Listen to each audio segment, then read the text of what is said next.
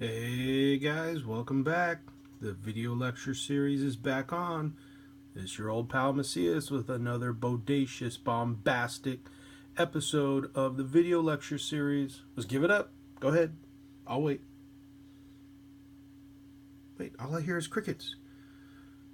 Too bad you guys get the video lecture anyway. Here we go. Welcome back, guys. Well, World War One. Now we're going into the short-term cause, and basically the start of the war.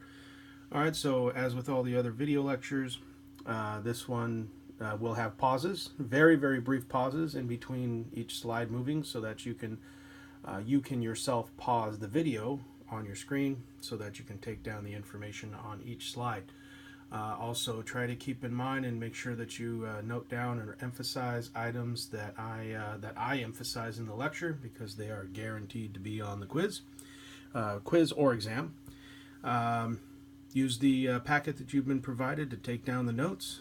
And as with the new semester, questions and summaries are not required. However, they are highly recommended to help you review and study.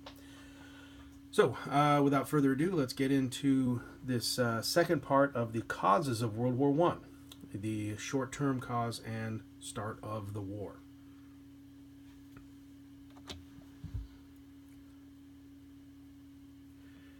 All right, so to put it bluntly, the short-term cause of World War I was an assassination. All right, an assassination is a killing, murder of a popular or famous or big political figure. Okay, and recall that Sarajevo was a hotbed of Serbian nationalism. All right, very nationalist, very pro-Serbian in Sarajevo, and there was a lot of anti-Austro-Hungarian feelings in Sarajevo. Remember, Sarajevo's in that southern portion, southern portion of the Austro-Hungarian Empire. And so Franz Ferdinand, he's a gentleman from the Austro-Hungarian Empire. He is royalty. He is the nephew of the emperor at the time. The emperor at the time was called Franz Joseph. Well, this guy is called Franz Ferdinand. Now, instead of calling him just a prince, they call him the Archduke. But he is the heir, in other words, next in line for the throne of the Austro-Hungarian Empire. And he is in Sarajevo in June of 1914 to inspect the Serbian and other Serbian military and officers and various Austro-Hungarian officers and military as well. Okay, so he's there for a political visit, just to let the Serbians and the Sarajevans know that Austro-Hungary is still in charge. However, Franz Ferdinand was not your dyed-in-the-wool kind of royal. Okay, he had some different ideas for the empire that he would someday inherit.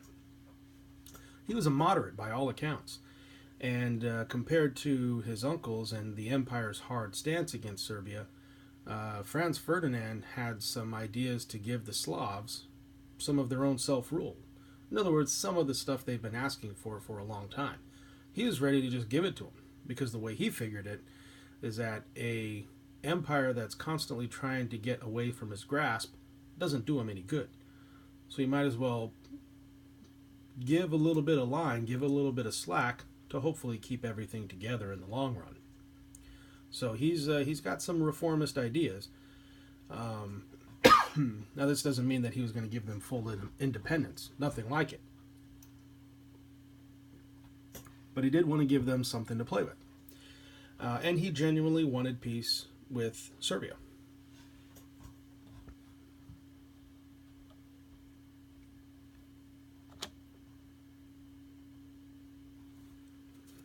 Now, on the other side of things, on one side you have Franz Ferdinand, heir to the Austrian throne. Make sure you emphasize that. Okay, he was a moderate, and he wanted to give the Slavs, in other words, Serbians, Sarajevans, Bosnians, he wanted to give them some of their own self-rule. Emphasize that. On the other side of things, you have a Serbian terrorist group who is present in Sarajevo in June 1914. They're called the Black Hand. And they were extreme nationalists. They're the kinds of people that I was talking about in the previous lecture, where violence and murder and terrorism were all acceptable means of political change. All right, the Black Hand exemplifies this more than few other organizations have. But the other tricky thing about the Black Hand was that some of the Serbian military head honchos, including one of their major generals, he was the head of the Black Hand. So think about it. You have Serbian government officials, high-ranking government officials, who, in the background, lead this terrorist organization called the Black Hand. And it's a Serbian terrorist group aimed at trying to change things with the Austro-Hungarian Empire.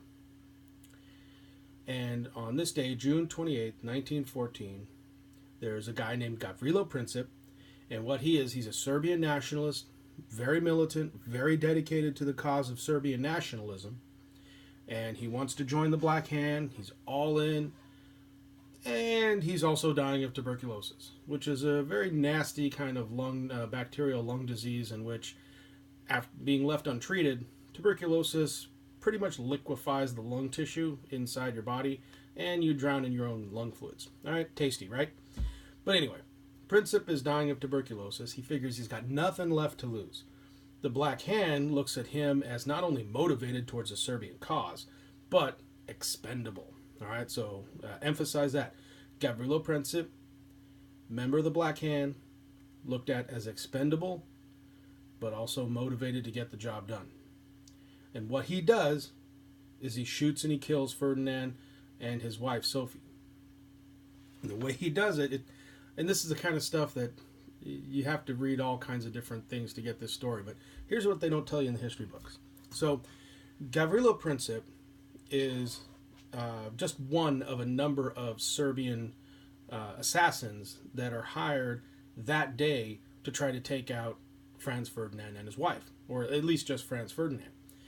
So Ferdinand arrives in Sarajevo, and he's got his motorcade, and what happens is Princip and some of his other cohorts, one of them's got a bomb, another one's got a pistol, and Princip has a pistol. And one of the guys is along the street, waving to, just like everybody else, smile and wave, boys, just smile and wave. Okay, he's one of those guys. Sitting there, waving, and then the motorcade comes by, and this terrorist, it's not Princip, it's another guy, this terrorist opens up his grenade and throws it at the car. It misses Ferdinand's car, and it blows up right behind Ferdinand's car. Ferdinand and his wife are not injured, but some of his entourage in back of him, in the car in back of him, are injured.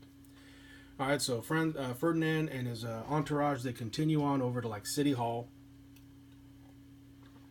and Ferdinand is understandably upset here and a little ticked off that he's had an assassination attempt against him. So he kind of chews out the mayor, but he decides to continue on with the inspection and with the tour of Sarajevo.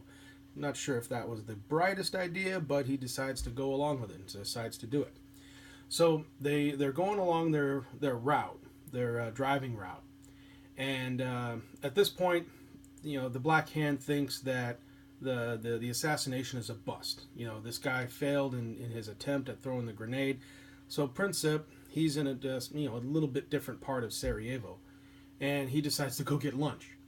So he's sitting there eating his lunch, and then Ferdinand's entourage and Ferdinand's driver, makes a wrong turn. Okay, there's no conspiracy here. There's no bigger picture. The guy just simply made a wrong turn. Okay, bad luck. Makes a wrong turn.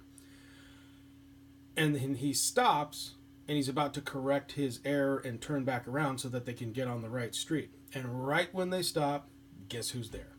Gavrilo Princip, macking on his sandwich, and the guy doesn't even hesitate. He drops his sandwich, raises his gun, bang, bang, fires his shots. Quick as a flash, and then all of a sudden now Ferdinand and his wife both have holes in them, and they're dying. They're starting to die out and bleed out in the car. People, both Serbian and Austro-Hungarian officials come up and grab him. The police come up and grab him, and now he tries to get away.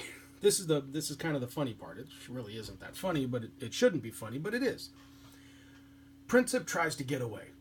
He has what's called a cyanide pill in his pocket, and so his plan is to jump off of the nearest bridge, bite down on the cyanide pill, and what it is, it's a very fast-acting poison. He'll bite down on the cyanide pill, and he'll be dead pretty much as he hits the water. So he won't even feel the drowning, right? He won't even feel the horror of drowning, the pain of drowning. Well, this goof, first of all, his cyanide pill is so old that it doesn't even work right. All it does is make him sick, and he's starting to blow it out of both ends. He's getting sick as he's trying to run. Decides to jump off the bridge anyway. The river, it's not even a river, it's a creek. The river at the bottom of the bridge is only like 2 or 3 feet deep.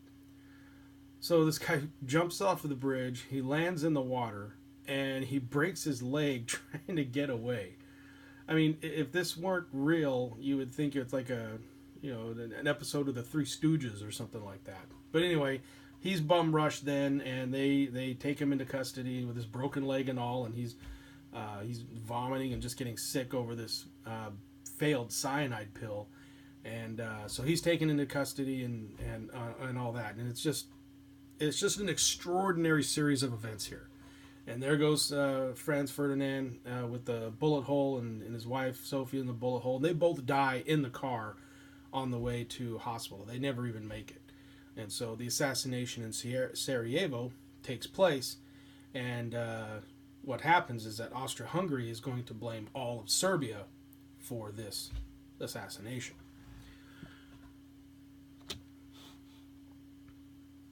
So we have the Archduke and his wife in this car moments before the killing.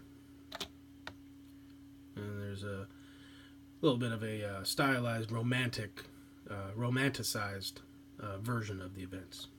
But he wasn't that far off from being this close. It was pretty point-blank range. So he really would have had to been a horrible shot to miss from that distance. And that's what Princip looked like after being arrested. Looks a little roughed up there. Black eyes, a little bruising on the head. Well, that's because they beat him right before they took him into custody. All right, so we're going to take a quick break, and then we'll start the next little section of this lecture.